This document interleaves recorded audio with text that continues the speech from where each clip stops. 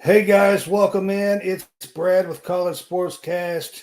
Got John Hammonds here with me tonight. It's been a big week for Kentucky basketball, starting SEC play. We are here to do episode 7 of the Big Blue HoopsCast.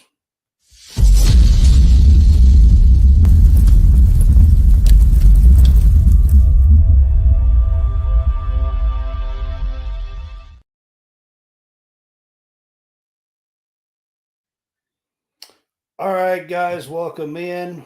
First and foremost, we're starting a new year here with the Big Blue HoopsCast. We are now part of Stadium Rant. I have that at the top of the screen there, and they are featuring us. We're going to be doing some work with them, not only writing, but doing a little cross promotion stuff with Stadium Rant on their podcast and things of that nature. So I just wanted to start out the show and show everybody that we are a part of them now, featured as a feature for Stadium Rant. So start that out with that. That's kind of a new thing here. John, it's good to be part of Stadium Rant, right? It is. You learn and you grow and I've the times I've tried to learn how to write, I'm slowly learning things every single day, and you just got to keep at it. And if you keep at it, you'll eventually grow and get better, and that's what I've done. So shout out to them and allowing us to be a part of them and to use the coverage for the UK sports. Absolutely. Agree with all that 100%. It's always great to be a part of a good community. And Stadium Rant definitely has a tremendous community. If you want to check them out, go to stadiumrant.com. There is anything and everything you can think about if you're a sports fan, from soccer to racing to WWE to basketball, football, NFL, NBA, college, anything you can think of. So go there, check them out. And we are here to do our Big Blue Hoop Show. It is HoopsCast show. It is episode 7 already, John. We are already into January, which is crazy to think about as far as the basketball season. If you're on our Facebook, we want to say a huge, huge thank you to everyone on our Facebook. We are growing tremendously, and we appreciate that. We appreciate Kentucky being a part of that as well. If you're on Facebook, you can help support us by sending stars. Helps us earn a little bit of money, so that way we can continue to make content for you guys. Or you can also help support us by subscribing to our page. It's only 99 cents a month, and we would appreciate that as well. So, all right, we got Jared Murphy on here. The articles y'all been putting out have been great reads. Jared, we appreciate that, man. I've got, at the end of the show, going to talk about some of the new articles that we got out today and yesterday. So yeah, I got another one coming out in the morning, the Georgia preview. I was pretty much up. I was up all night last night trying to get together for the Georgia game. So it'll be out at 7 o'clock in the morning. So get your coffee and go to work and read. That's what I did this morning. I had one out at 7 o'clock this morning Eastern time, which is 6 my time, by the way. So yeah, it's before coffee time for me. So yeah. All right. Absolutely. That's before coffee time for me. Yeah. Most definitely. All right. Let's see. Trying to figure out where I put these. All right. So it was the opening week for SEC. We're going to start out with the women, John. The women played 2 games this week in the SEC. The home opener was Thursday night this past week. It was a great game, great atmosphere. The crowd was really, got into the game. It was an easy game to get into because they were just shooting lights out. Mississippi State come in 13-1 and was ranked 26th in the net rankings. Yeah, I mean, Kentucky held one of probably the most efficient offenses in the league to 36% from the field. This was a all-around great performance. You had Key play a really big role. Clara Strack played a really big role. Amelia Hassett played a big role. I think Strack had 11. I think rebounds. She's probably the top rebound. Played great defensively. Deja Lawrence had 28. Georgia Amoore had. She was lights out. This was just like a complete performance. And they broke a school record. I think it was 17 threes? 18. 18 threes. I got it right there. They made 18 3-pointers. They went 18 to 33 for almost 55% in the game. It was a school record. 18 made 3-pointers in the game. Georgia Amoore and Deja Lawrence both had 7. That was also a school record. You want to know what's crazy? With 7. They combined for 55 total points. They did combine for 55 points. That's absolutely insane to me. Georgia Moore's playing at a high level. She's probably one of the best guards in the nation, not just in the SEC. She can do it all. She can drive. She can score. When she wants to go left or go right, she's one of the best passers in the country. What's up, Josh? We appreciate that, man. You've seen her up close.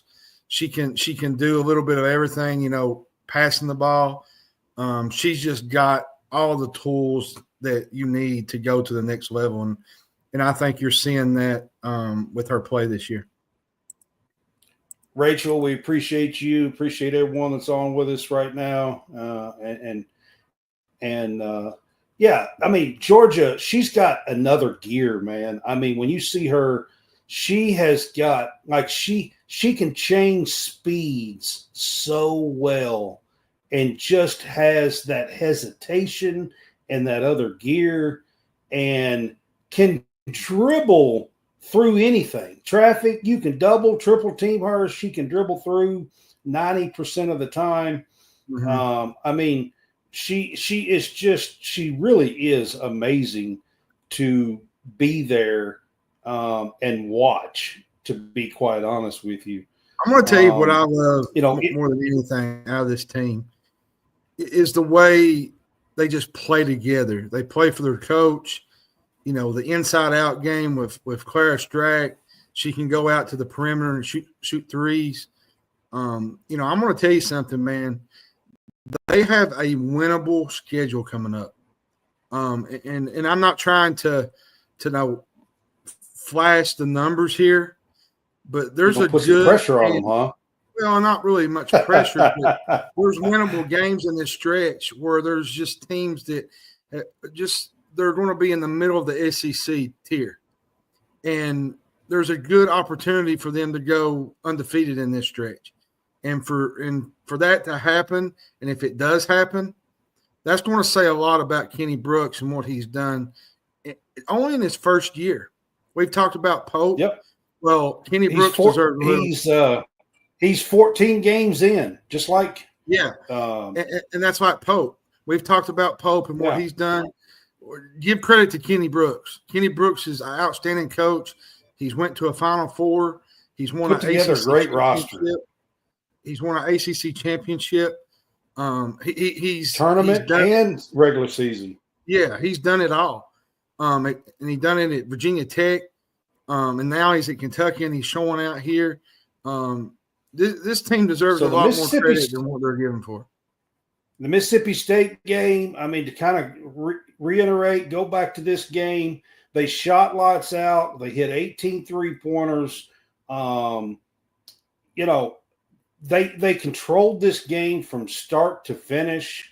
It was a really fun night. They won 91-69, set 2 records in the opening SEC game. 91 points was the most ever for a Kentucky women's basketball team in the SEC opener, and also 22-point victory was also tied a record in the SEC opener as well. So they set like 4 records in this game, 18 3-pointers, 2 teammates with 7. They set 91 points for the most in an opener. They set 22-point victory, are tied that record. So they set or tied 4 records that I know of in this game. And Mississippi State come in 13-1. Their only loss was a 3-point loss to an undefeated Georgia Tech team. That was their only loss. And that's a good Georgia Tech team that's going to compete in the ACC. It is. Their only loss coming into this game was a 3-point loss on a neutral court, I believe, to Georgia Tech. So I'm going to show a highlight of this game.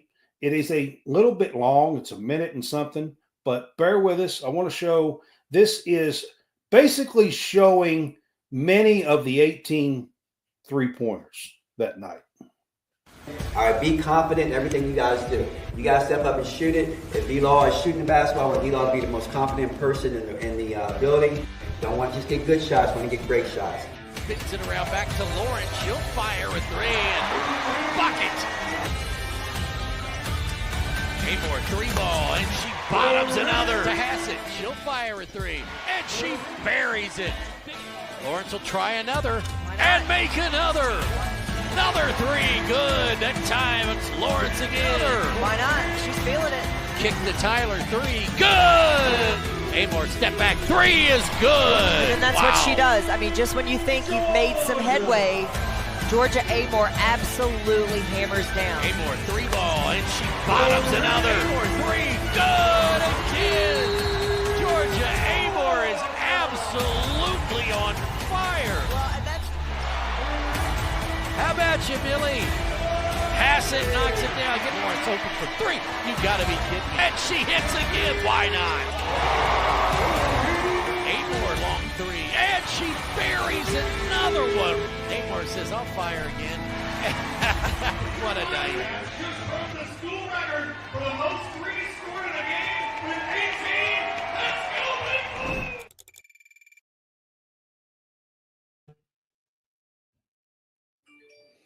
As you can see, that was a fun night. They filled it up all night long. They did. It was a fun night that night. So, and then they go on the road. Yeah. Yesterday, they go on the road to a 14-1 Vanderbilt team that only had 1 loss, 8 points to a ranked team going into this game. And,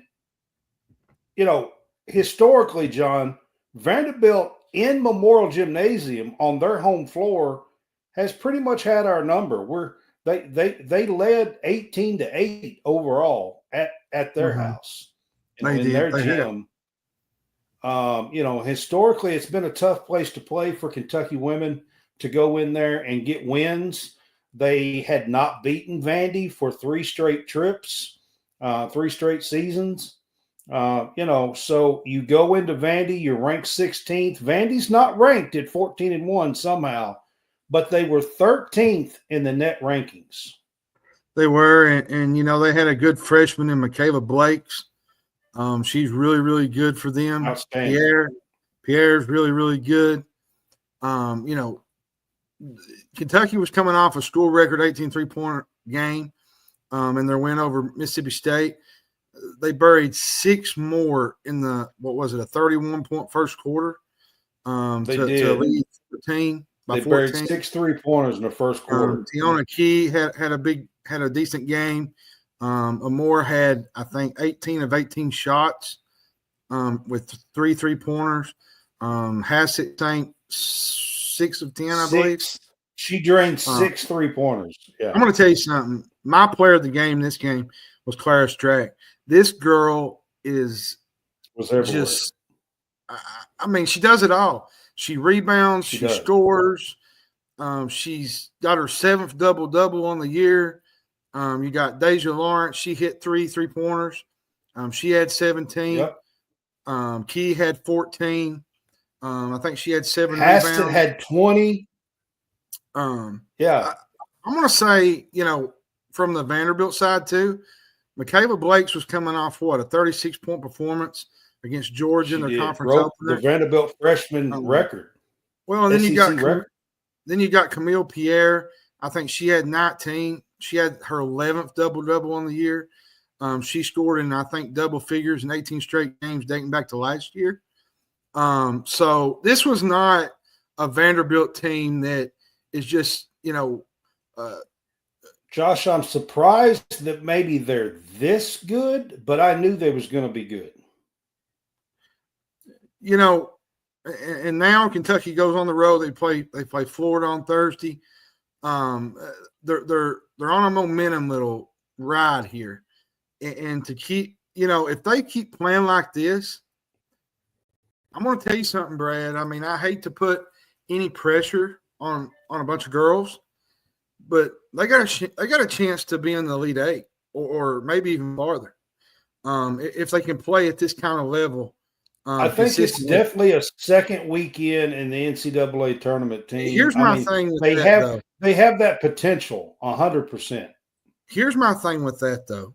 You're not going to play good every night. You've seen the North Carolina game. They didn't play real well. They didn't hit their shots. Those games are going to happen. But the way they've turned it around at the Christmas break, I don't know what Kenny Brooks said to this team, but they have absolutely after the North Carolina loss, they have really turned it on. They've turned it on to another level. I think Clara Strack has a lot to do with that. Georgia Amoore is the, I always say she's the captain of the boat. She knows what to do with the ball in her hands. There's so many weapons on this team that can beat you. It's sort of like the men's team. One person's not going to beat you every single night. It can be 2 or 3 people. And this is the most fun. I'll be honest with you, Brad. I started getting into women's college basketball, I think Caitlin Clark's sophomore year. And I started just kind of following Caitlin Clark and what she was doing at Iowa. And I'm going to tell you something. Women's basketball right now is at the highest peak that it's ever been. That was the year that Kentucky had Ryan Howard. Her sophomore year. Yeah, her sophomore year. And that was a good team.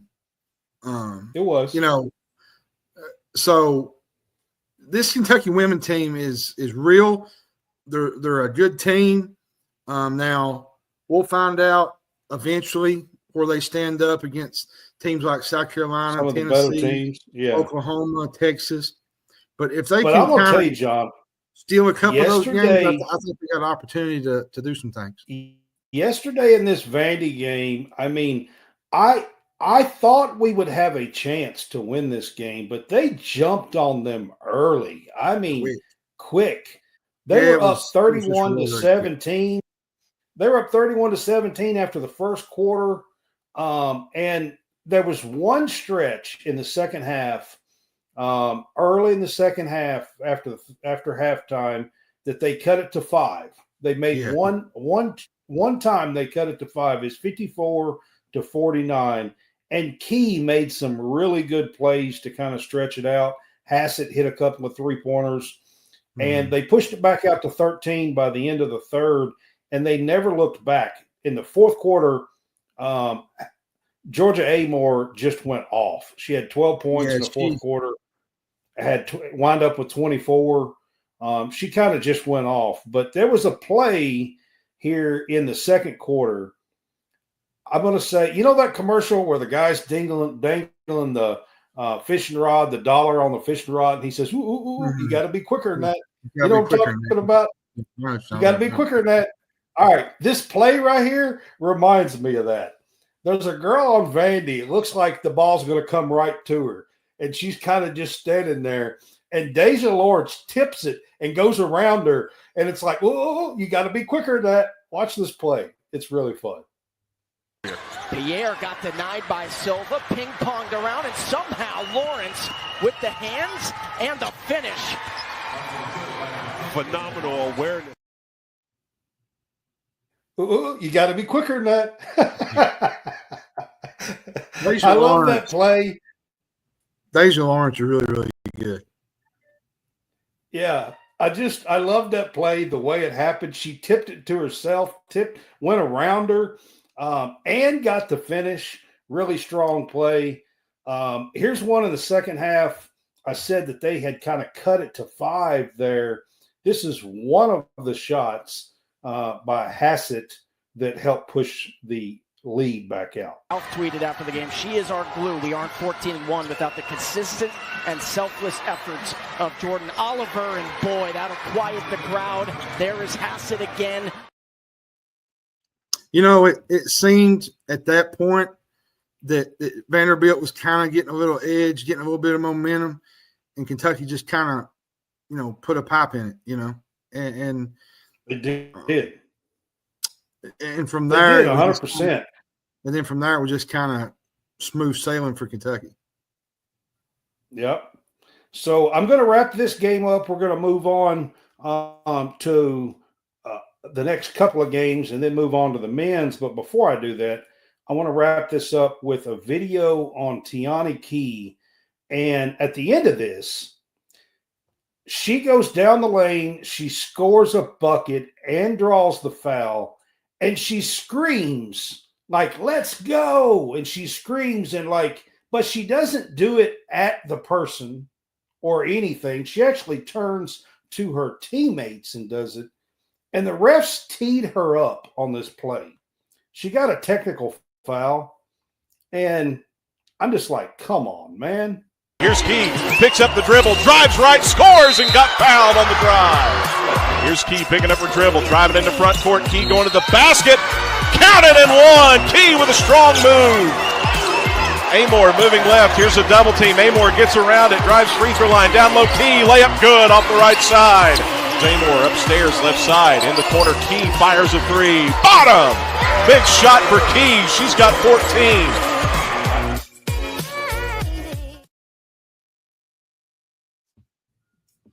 All right, the play I was talking about was in the middle of that, where she screamed and drew the foul. They teed her up for it, but Tiani Key yesterday in the third quarter was vital. She helped pick us up when Vanderbilt was making that run.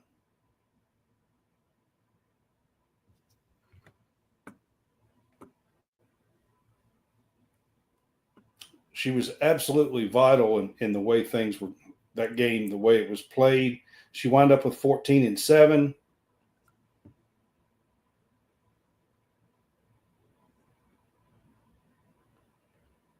Let's try to read what all Jared put on there. I agree with that, Jared. I agree with that. All right. So, Georgia Amoore. Y'all was talking about since the North Carolina game, 6 straight games of 20-plus points. She's averaging 22.7 and 6.3 assists in that stretch. And averaging like 4.2 three-pointers a game as well in that stretch. I don't know about y'all, but that's SEC level, maybe national All-American level. If she can keep that up. Yeah, she's playing some ball, y'all. It's impressive. It's impressive. Yeah. I think it's only happened one other time. I mean, maybe Valerie Steele in the 80s maybe have, accomplished this.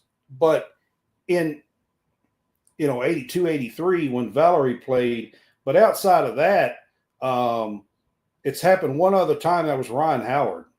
Well, And this ain't just six this straight ain't games. just a Kentucky thing either. Like she was doing this at Virginia Tech. Like she was filming it up. You know, Sist.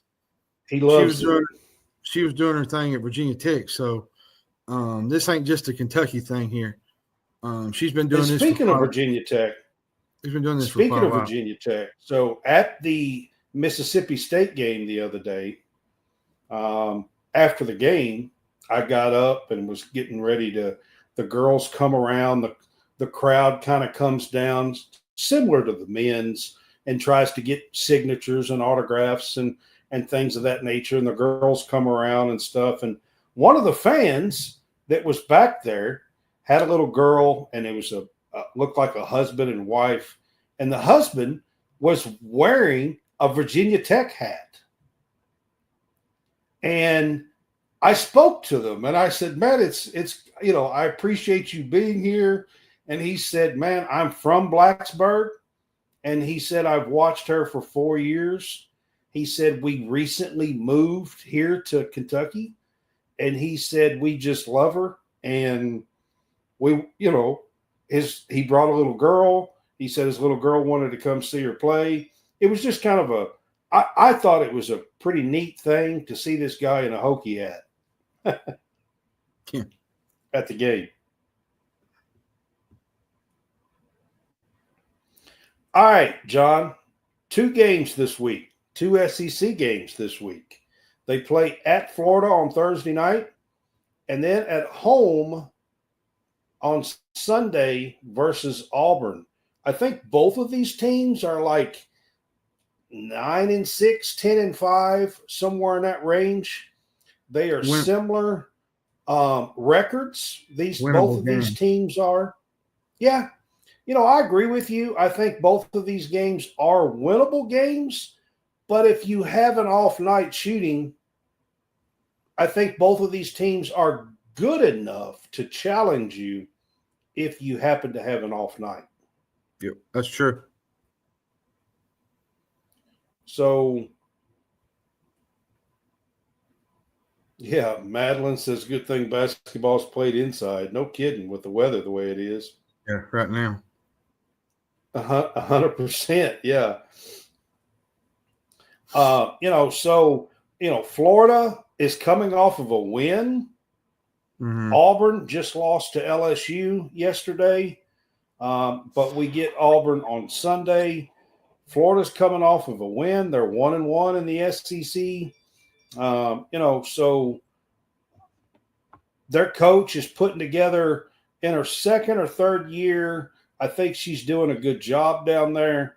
And Auburn coach, she's pretty strong as a coach, I believe. And I think she's got a team that if you have an off night, I think she's got a team that could challenge you.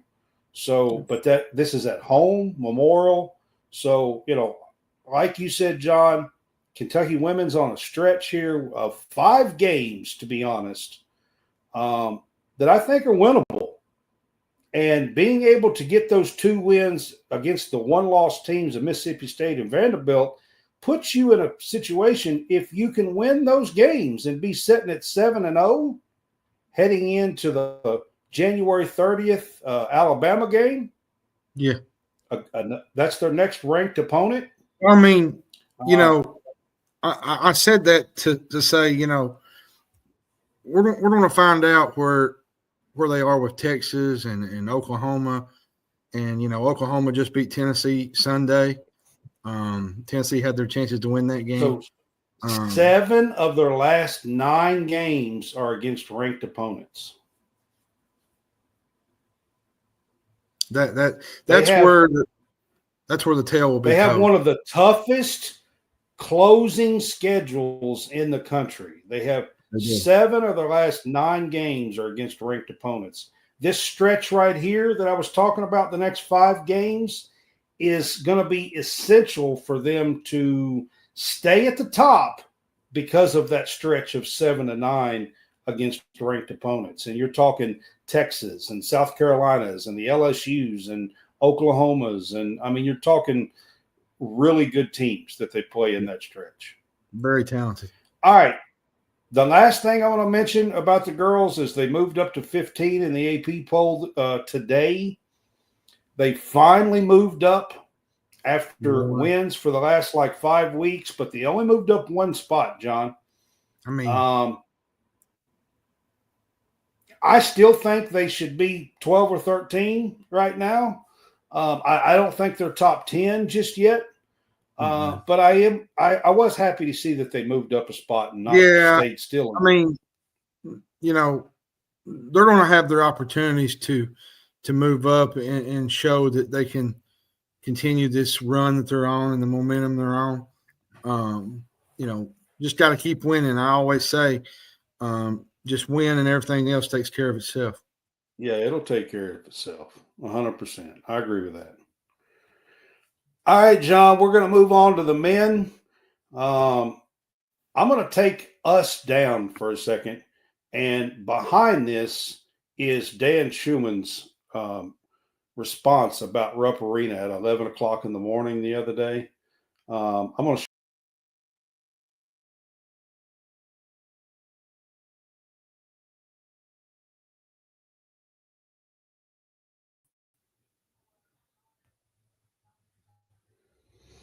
All right, guys. Did you see that? Maybe you got a chance to read that. It was pretty cool. Atmosphere. It was a pretty cool atmosphere at 11 o'clock in the morning Eastern time. The earliest game ever for Kentucky, a home game ever. Yep. So, to have that crowd there and to be able to perform for the crowd was huge. I mean, everybody knows now that Kentucky beat the 6th-ranked Florida team 106-100. Amazing game. John, what was your thoughts on the game? I mean, it didn't start out great. Florida jumped out to an 11-point lead. It felt like we was getting out rebounded at times. The effort kind of wasn't there at times. I felt like Amoore Gator for brunch is kind of good, Madeline. I felt like Amoore Williams. I like me some Gator bites. Was getting pushed around in the paint.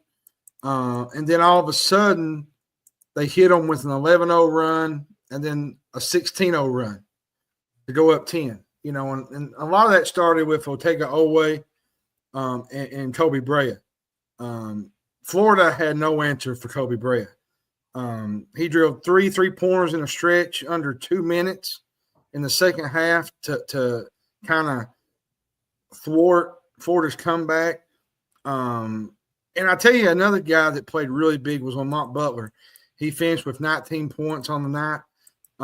He had, I think, a career high 8 assists. The biggest play of the game, I've said it since this game ended, was when he found Andrew Carr in the corner for the 3 to put him up. What was it, 7? Because that was the dagger. You're talking about the dagger at the end? Yeah. If you missed that shot, Florida's got an opportunity to go down and maybe cut the lead down. But overall, great performance. Kentucky doesn't have – I'm going to say this real quick, Brad. Kentucky doesn't have like an All-American or, a Janai Broome or, a Chaz Lanier type guy that just completely takes over a game. What they got is a group of guys that have different skill sets. Team.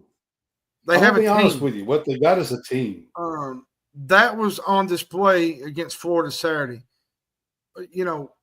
Look at Brea. Hey, Mike. He hits all these threes. Good to see you, man. You got Otega-Oweh's physicality. Amoore Williams got a lot tougher in the second half. Lamont Butler, he's got that leadership at the guard position. Every time Florida made a run, Kentucky would answer. I don't so much say that last year's team doesn't fold in this situation, because that was you had a bunch of freshmen on that team. And that Florida team kept making runs. Like they kept and this year making you runs. got a bunch of guys that are close transfers, a lot of veteran players that can actually, finish a game late in the game and make it happen. So, and I'm gonna be honest with you, Brad. No disrespect to Florida, they have a great team. Walter Clayton Jr. and Elijah Martin. That might be one of the best backcourts in the country. Not even in the SEC, but in the country. They are just really, really good. Yeah, they're tough. They are tough. That backcourt is tough. I mean, tough. Mm-hmm. Kobe Brea was named SEC Player of the Week today after that game. And, I've got a little video here of his play from the Florida game. So I'm going to talk about Kobe Brea here in a second and show this for you guys. Gives it off to Brea. Brea out beyond the arc, launches a long three. Got it. Cut off, throws it over to Brea. Wide open, left corner, 3-ball, money. How'd that happen? Amoore looking to get it to Butler. Couldn't, out to Brea. Deep three. Got it!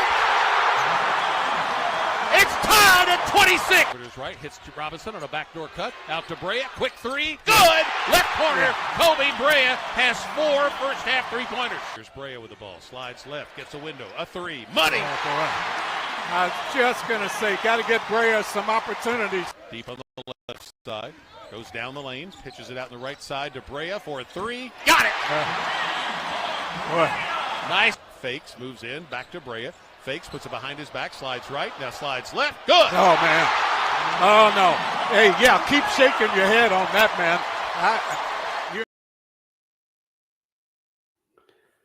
I'm going to tell you guys, that last shot where he is just fake it and trying to get him off the ground and just trying to get a sliver of a look to get that shot off.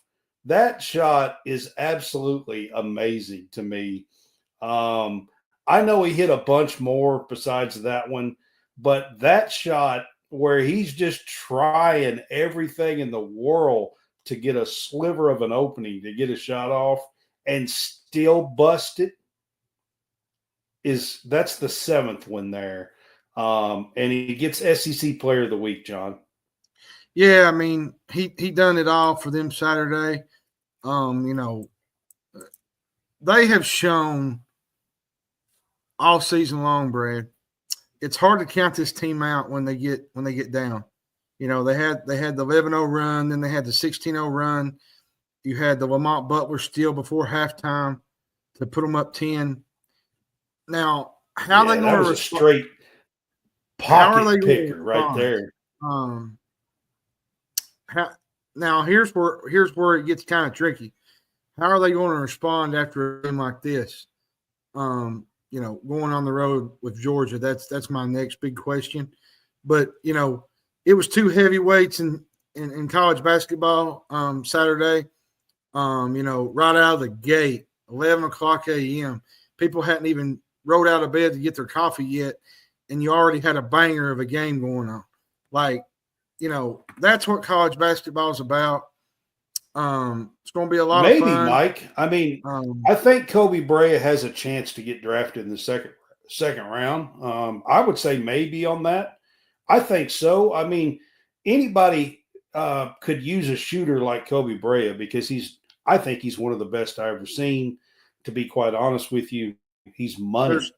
There's 2 things. Like I said, all he needs is a sliver of just to get his shot off, and it's good. I mean, there's a couple things I want to.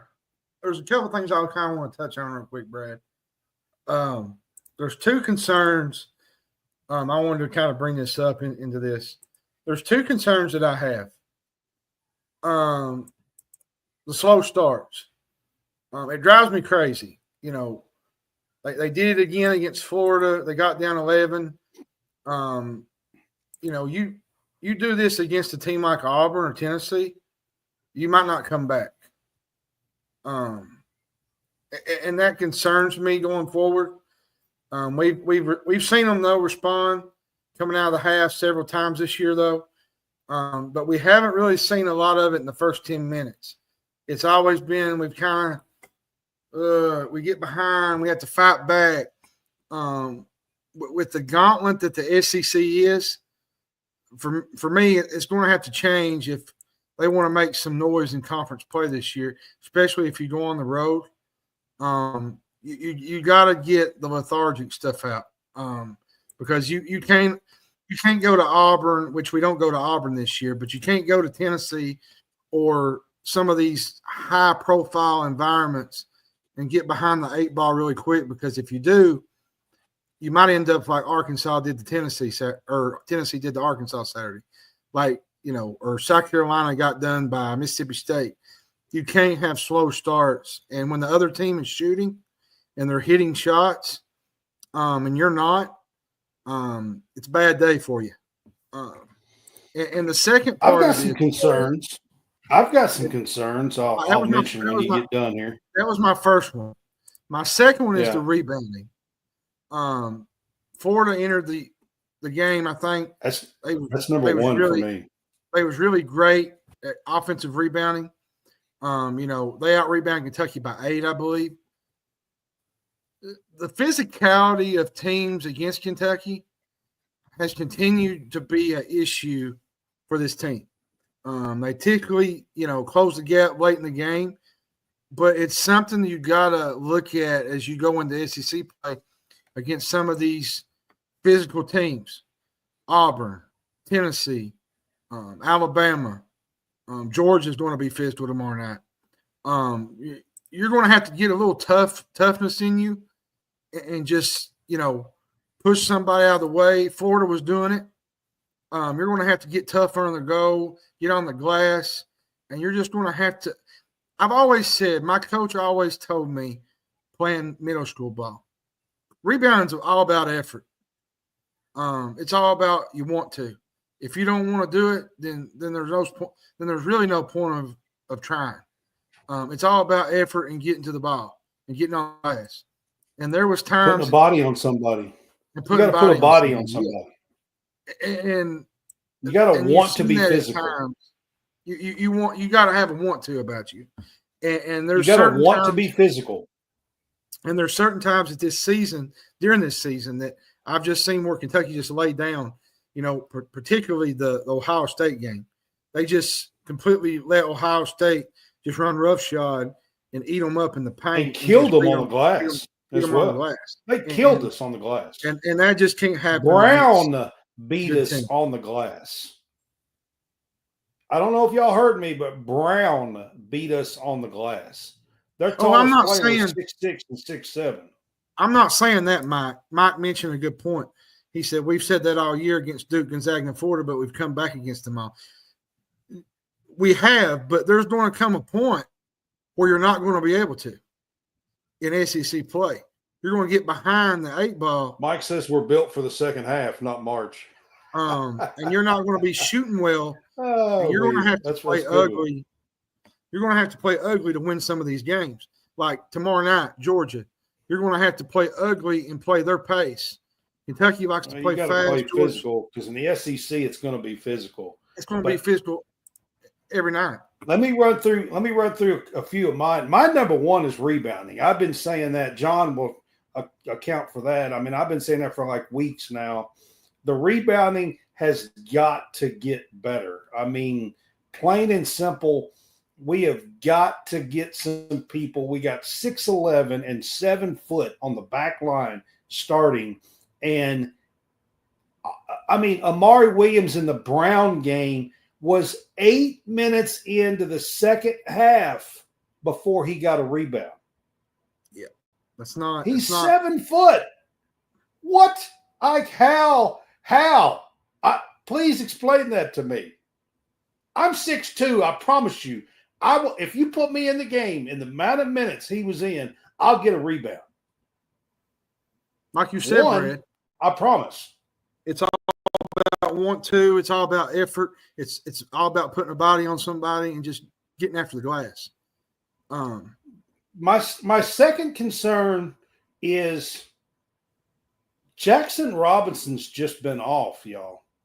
And it's a concern for me because I think this team is going to need him. I think he is like the other day, I know that Oweh went off and really had a good run there, and Butler did, but there was a time there where Florida had cut it to like 3 or 4, and Jackson Robinson finally hit a couple of shots and helped push it back out.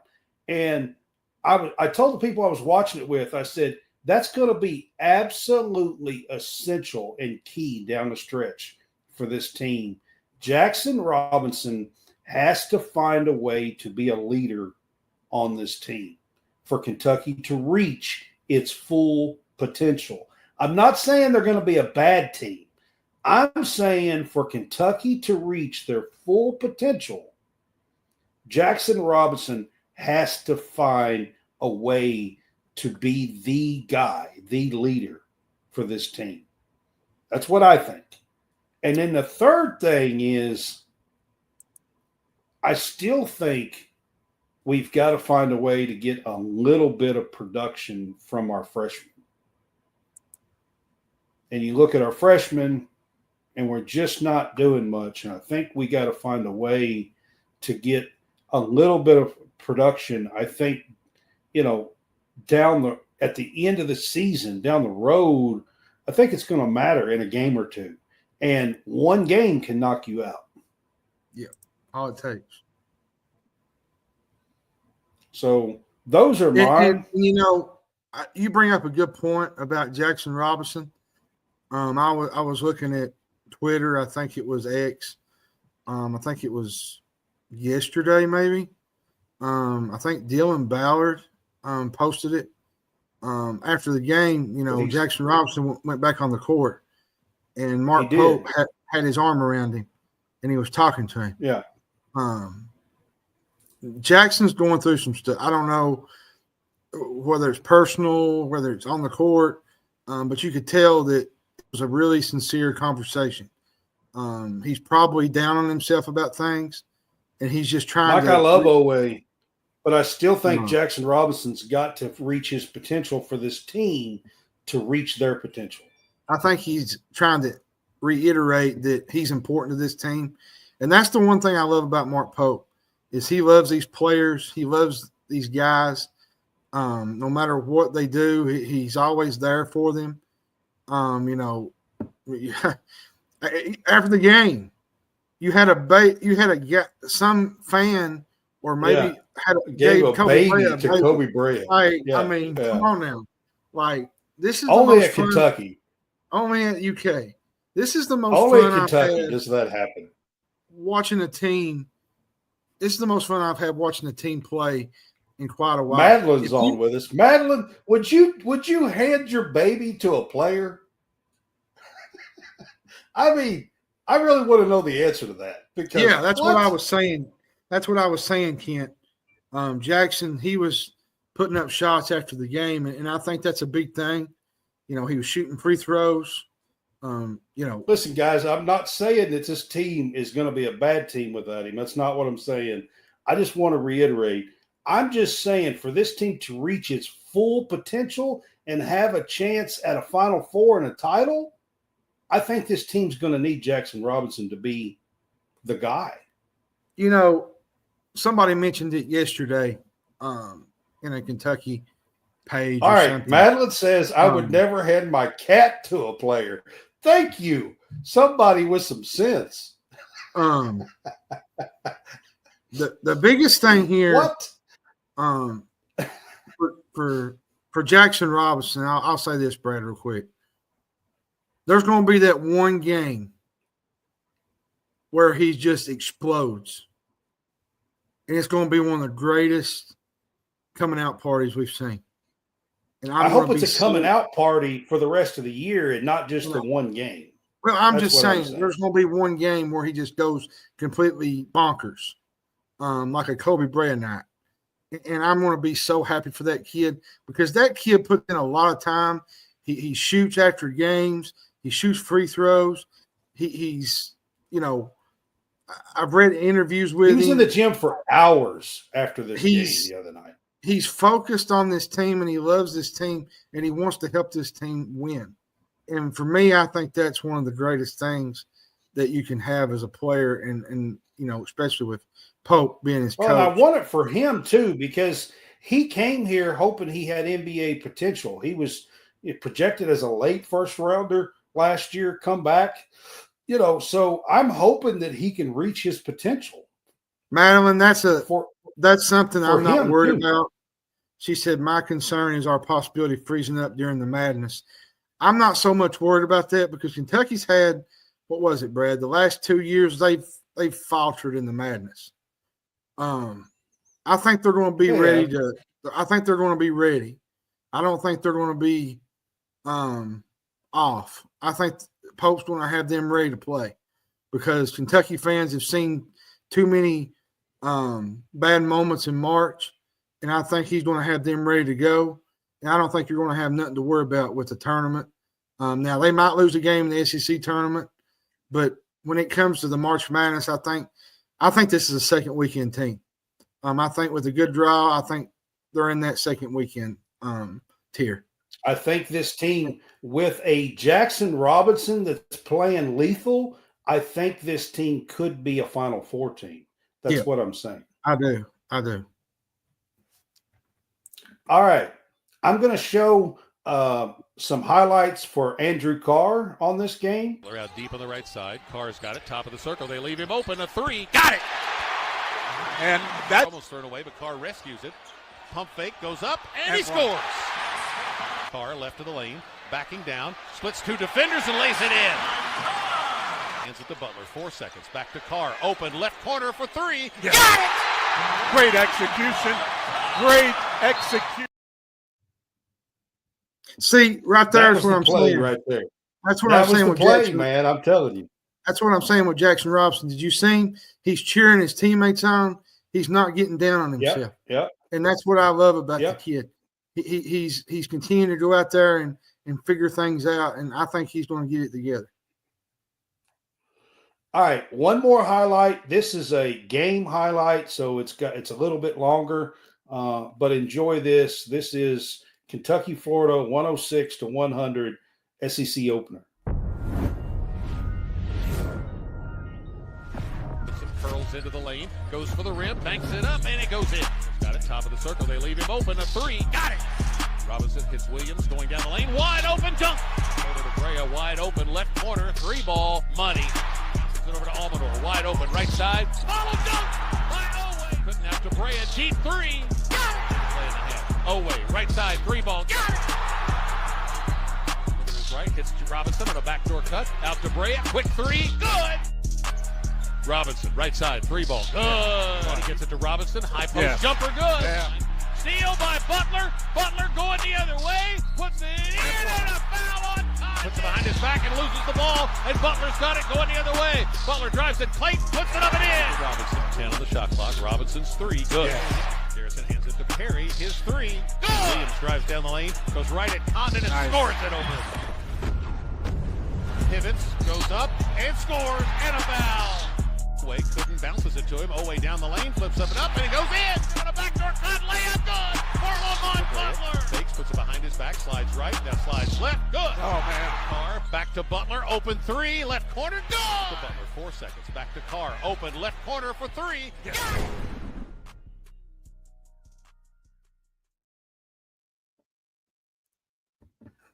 All right, guys, that was a fun win. On Saturday morning. I'm going to call it morning because that's really when the game started. It was a fun win against the Gators. I'll say this. It's a shame that we are not playing the Gators twice. Yeah. I've been a Kentucky fan all my life. I just turned 50 years old. It's been 60 years since Kentucky and Florida have not played twice. 60. The one thing I miss about all this expansion and all this stuff that's going on is some of the traditions. And I do miss that we will not play Florida twice. Yep. All right, somebody else. Josh, I don't see our screens being blurry. I don't know if it's yours or what, but I don't know. does anybody else have a problem with our screens being blurry? Just I don't out of see it. curiosity. I don't know. Mike says he don't see it. Mm-mm.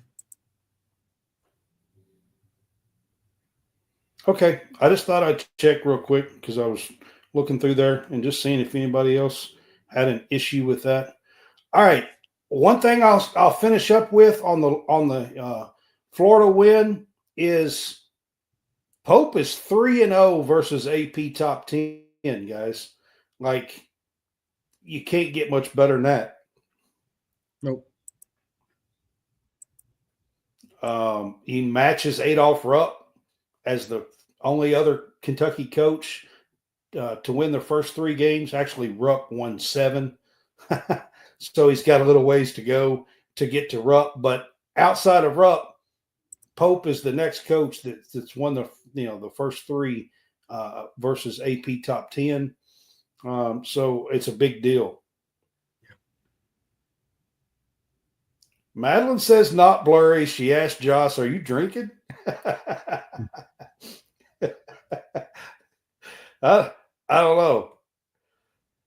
He's on the bourbon again. That's all I know.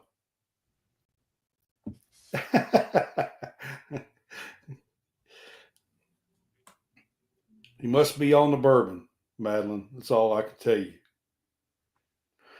All right, John, we are going to move on. We're going to talk about the games this week. We played 2 road games this week. They go back-to-back road games in the SEC here. I think road games are going to be absolutely crucial. It's going to be a tough slate in the SEC. Every team is good. I think Georgia is probably the more winnable game here. Mississippi State is ranked, 12th or something today when the new poll come out? 13th, maybe? 13th? Somewhere. They're up there pretty high. No, like you said, I think Starkville is a tough place to play. I think this Georgia game is the more winnable one out of the 2. But like you said, you can't overlook anybody in this team, in this league, especially on the road. SEC has 9 teams in the top 25 this week. 6 of them are in the AP top 10. To me, that's 6 absolutely teams insane. in the top 10. That's insane. To me, yes. Chris you're not going to be able to overlook anybody. Kentucky National Champions 2025. He says you heard it here first, fellas. You can't overlook anyone in the SEC. You got to take it one game at a time.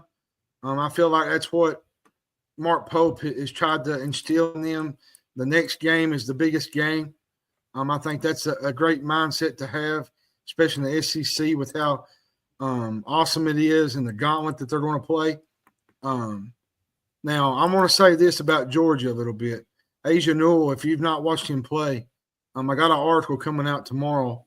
I kind of spoke on him a little bit.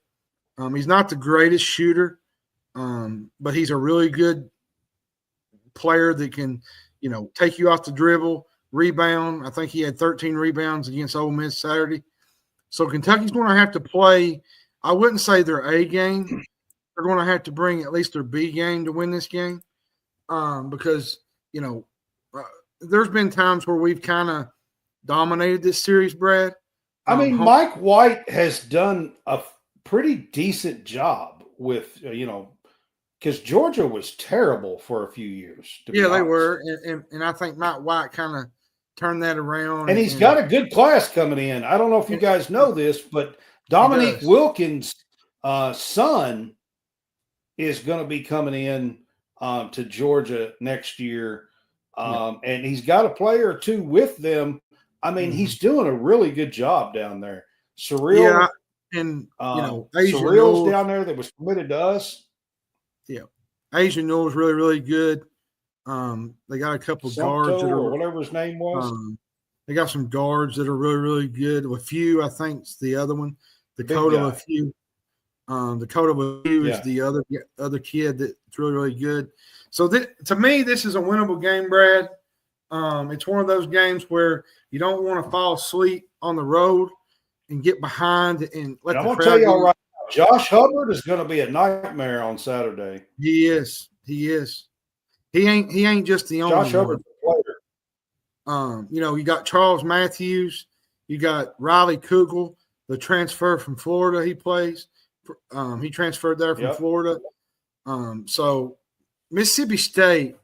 I'm going to tell you something, Brad. I mentioned this. James plays defense. I'm going to tell you this. On X, I mentioned this earlier.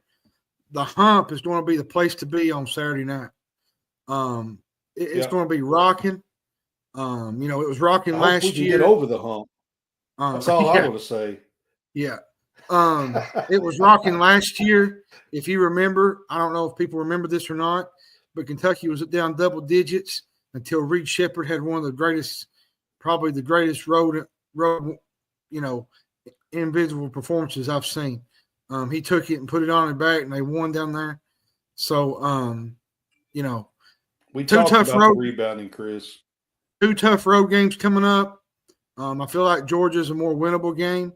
I think if you can go 1-1 in this stretch, Brad, and you come home, Tuesday night or Wednesday night, I think. They play Texas A&M, and then they come home again. The hump's what they call their gym. It's called Humphrey Coliseum. It's called Humphrey Coliseum. Humphrey Coliseum. Yeah. Yeah. So the nickname for it's the hump. Just a nickname called the hump. Yeah. Yeah. But she said a bar. That's why I said I hope they can get over the hump. Yeah. But anyways, it's not a bar, big stretch coming up. If you can go 1-1 out of this tonight, Josh drinking and the hump being a bar. If you can go 1-1 in this little stretch here, I think you'll be okay. A&M coming to town, and then you got Alabama coming to town. That, Brad, I'm going to say this. We thought Florida's offense was good. Alabama's might be even better. Yeah. To be honest with you, I don't even want to think. I just want to think about this week in the 2 road games. I'm just saying, somebody mentioned these road games in the SEC are going to be a nightmare, I think. Somebody mentioned this today. If you can go 5-4 on the road in the 9 games, I think that's going to be pretty good. And to top this is a quad 1 game tomorrow. If Kentucky wins, it's a quad 1 road win. That's messing with you, Madeline. She says she loves cake. So somebody mentioned yesterday, said they was talking about Alabama and Kentucky, and said the first team to 200 would win this game. And I'm not exaggerating. I believe that's you're going to see an up and down. 120. 200 is a little bit of exaggeration. You're going to see an up and down game. Could we see a 120-point game against Alabama? I think it's a possibility. I really do think it's a possibility. Oh, all right, Kentucky moved back up. He mentioned something about Arkansas. I wrote an article about Calipari tonight, so if you get a chance, go read it. We'll get to that. We'll get to that in just a minute. But before we do, one of the last things here, Kentucky moved back up to number 6 in the AP poll today. They've been 4 twice. When we get to 4, we've been knocked back down with a loss. Is anybody worry about, because it seems like every time we get in the top 5, we did that last year. Yeah. Every time we got to the top 5, we would lose a game. So far, we've been to 4 twice, and we've lost. Well, I guess, everybody has those stretches and lose games, like that, Brad. I mean, you go through the whole top 25 and they get into the top 10, they lose a game, 15, they lose a game. It's going to happen all year long. I mean, it's, especially with the gauntlet the SEC is, I think you're going to see more losses as they go, but you want to win your home games. So. All right, y'all. We are going to get, she says my Bengals are not going to the playoffs. Yeah. The Chiefs said no. Yeah. They just laid down so you guys couldn't get there. I'm sorry. But that's just the way it works out this time. All right, John. We are going to get to our articles. Go to stadiumrant.com. John has got an article on the Florida game, and the last couple of days I've got an article on this that came out this morning on the Vanderbilt game for the women. Also, John has an article out about John Calipari and the comments he made about not having a shoot-around after the Tennessee game. And then we also have our other guy, John Roberts, today put out an Auburn baseball preview. So if you are a SEC baseball fan or an Auburn baseball fan, go check those out. We got a lot going on. And then I have an article coming out at the crack of dawn in the morning at 7 a.m. So about Georgia. And that's going to be on the Georgia-Kentucky game? Georgia-Kentucky game, yeah. So Brad, can I talk about something before we go for our final buzzer? Yep. I kind of want to I know that everybody has seen it already, but Reed Shepherd got sent to the G League this afternoon. And I want to kind of say this because I know people are going to say, well, he should have never left Kentucky. He should have never, you got to follow the money. You got to follow, he was slotted to go in the top 3. Unfortunately, guys, he had a tough choice to make. And inside of that tough choice, he had a top 5 pick. He was the number 3 pick. You can't pass that up. You know why you can't pass that up? Because honestly, John, you know why you can't pass that up? Not only the money, but if you do come back and you don't play as well, the likelihood that you're going to stay there is slim to none. Well, like somebody else is going to come along. Like you don't stay there. You have to go. You have to cash in when your stock is at the highest. That's what was wrong with Calipari the last 4 or 5 years. Yeah, and if you ask me, and another instant of that is, say he comes back and he tears an ACL, and now his whole season's gone. And in an NBA, franchise is going to be like, oh, he come back to school, he was a top 3 pick, and now he's come back to school, he's hurt. Now what do we do? They're not going to draft him. You've seen that with the NBA in the last 15, 20 years.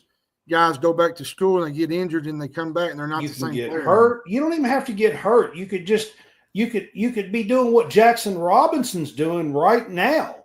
I just had a whole conversation about Jackson Robinson, who possibly could have been drafted last year, and he's come back. He's kind of struggling a little bit. Mm-hmm. Who knows if it'll work out in his favor or not? I want to say this too, Brad. I'm cheering him on from the sidelines. I'm hoping everybody is. That he can go to the G League. He's got the talent, y'all. He's just got to work. you got to figure it out. I'm praying that and find his path, find his own path. Yep. I'll say this about the Rockets. They probably had a lot of people in front of him, and there was just no room for him to, they've drafted a lot of talent the last 2 or 3 years. Did. I don't know if you've They kept did. up with the Rockets, but Yeah, they have drafted quite a bit of talent. stockpiled the last 3 years in the draft. See, here's what I they don't have want. drafted a lot of talent. Here's what I don't want to happen, and I hope it don't happen. I hope he don't go to the G League, and he does really good, and all of a sudden the Rockets say, well, we're going to release you, how some NBA G League teams do, and we're just going to see where you can end up somewhere and just kind of bounce around like these players do in the G League and the NBA. I want Reed Sheppard to really focus in and get his mind right and go to the G League and dominate and figure out what he can do and create his own path. And I think agree with that, Clyde. And I think there's going I to be was a just having a spot. little fun. And I think there's going to be a spot on the NBA team somewhere, whether it's the Rockets or whether it's any other NBA team. But I just kind of wanted to bring that up, Brad, because I felt like, he's probably down on himself tonight a little bit. He probably a lot of Kentucky fans are going to jump on board and say that he should have come back, and for us, for Kentucky, for us, I would have died. I would have loved to have had him back. There's no question. But for him and the rest of his life, he had to cash in when the iron was hot. He had and I'll say this, Brett, it's not like he's not going to be making bank in the G League either. Like, he's going to be making some money there too. Like, he's going to be making some, nice cash in the G League. So it's not like he's literally being thrown out of the NBA. Like, he's working on his game. He's got a guaranteed. He's got a top 3 pick guaranteed. He's got a guaranteed. Yeah, that's what I mean. Like, he's not just being thrown to the end. Like, because a lot of fans are going to be – a lot of fans are going to be negative about all this. I just know how fans can be. They can get negative about all this, and I just think that just give the kid time and let him create his own legacy. Let him develop. Just develop. Let him work.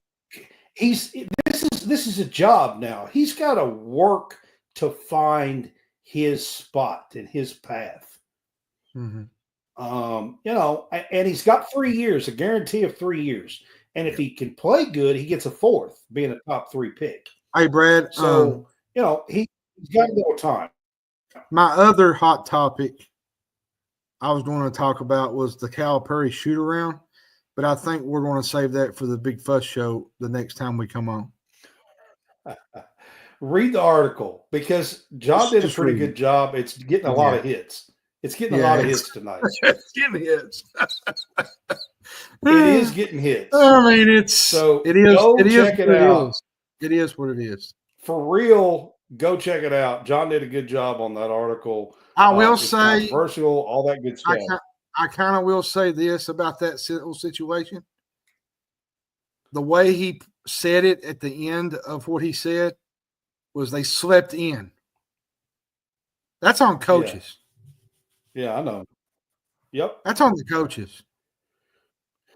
And if you go back and look at the 22 SEC tournament, guess what? Against Tennessee, guess what? Kentucky didn't have a shoot-around. And Calipari admitted it. That's twice. It's not once, it's twice. I'm just saying. Take your ball and go home. All right, guys, we're going to wrap this up. That's what happened Saturday, unfortunately. Arkansas just, never got off. Arkansas just never got off the bus, and they just took their ball and went home. Yeah. They must have just barely made it off the bus. I don't know what they did. They had to sleep in, is all I know. And I say this, Brad, real quick. their internal clocks were at noon, and the game was at 1 o'clock. Listen, so I'm telling you, and that's from his own words. And I'm not being disrespectful taking a shot here. There's legitimate concerns about Calipari. Like me and Brad had them last night. There's some concerns there, like real concerns that I'm really concerned about. And it just looks like a coach. I am concerned on that end, but it's also still kind of funny. Their internal clock was noon, and the game was at 1 Eastern time. So they just barely made it to the gym. Mike brings up a good point, real quick, Brad. Does Cal last 5 years at Arkansas? No, my answer is no. I said it last year, 2 to 3.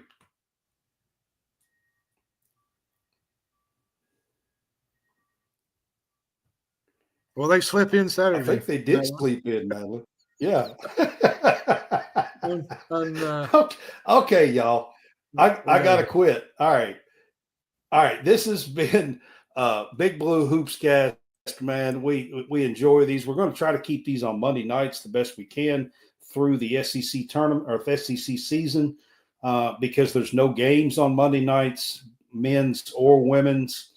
So Monday night should be a good time to do these, and we enjoy doing these. I want to give a huge shout out to the University of Kentucky being able to go to these games. Women's, I went to a couple of men's things as well, and got to give a huge shout out to the University of Kentucky. Those clips that I showed are official University of Kentucky clips as well.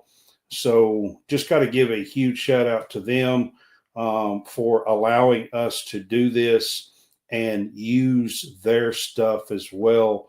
This picture that I'm showing is of them, back. That's Rupp from the game the other night against Florida. So, everything that we're doing here, got to give a huge shout out to them. Huge shout out to Stadium Rant, and being a part of them is a big time bonus that's allowing us to do some of that, to have that kind of a platform. So with all that said, we are going to do a early show, possibly more than likely Wednesday night, because Thursday and Friday are the semifinal football games. And we're going to do a / Big Fuss game day pick'em show. Are you ready, Brad? This week. Are you ready for some national semifinal football? Yeah, man. I'm pretty stoked about it. Like, to be honest with you, I really wish Georgia would have made it. I'm not going to lie. I know we got some people here that Kentucky fans that may not agree with me on that. Go Notre Dame. Go Irish. But I'm going to be honest with you. I was kind of pulling. I really wish another SEC team would have been there. To be honest with you, but I got it real quick on that. We've been kind of dogging James Franklin for 2 years on this show. Wouldn't it be fitting for him to cash in and win the title in the first 10? Like, he has a shot here. Probably shut us up. He's taken all these hits of being 1 of 10 and all this stuff with the big games and all this stuff for his career at Penn State. Just saying, he's got a shot here. All right, guys, we will see you guys on Wednesday night. Y'all have a good one. This has been College SportsCast, Big Blue HoopsCast, episode 7. Okay. Y'all have a good night.